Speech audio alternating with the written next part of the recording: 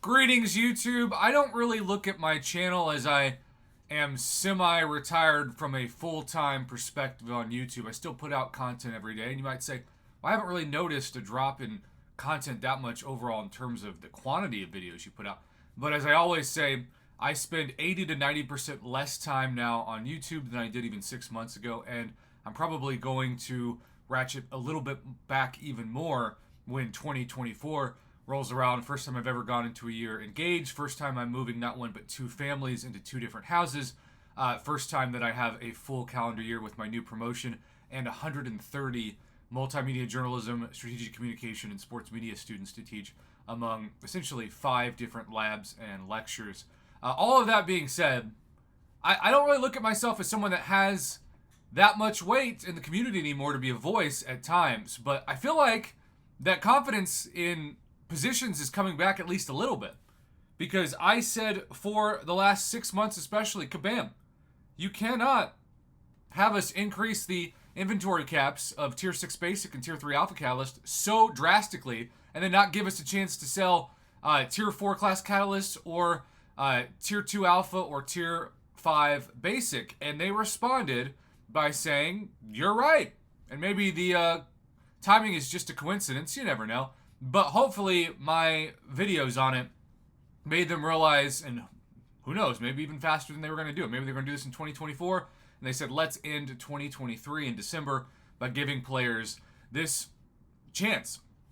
And look, I used to have to rank up like 5 stars just to use these items. Now I don't.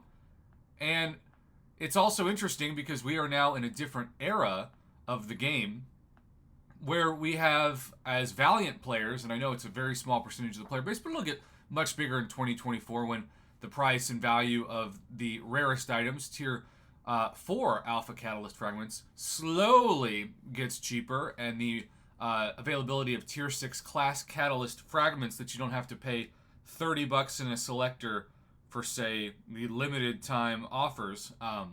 When that at least increases to 100% of a Tier 6 Class Catalyst for $30 for a Valiant daily card, for example, that's going to help. So I thought, from the perspective of someone who is now Valiant and valiantly is avoiding any more paths of Necropolis until I have my Potions Revive stash built back up, but now that I have Ascended 6-star Aegon, it certainly is less intimidating than it was when I had a rank 4 non-Ascended 6-star Aegon like a month ago. I want to cover something that people have asked me to cover, a few people behind the scenes, and that is when you talk about the test of the Valiant, you have to talk about the fact that there are a couple of exciting changes, like generic 6-star 6 stones instead of class-based ones.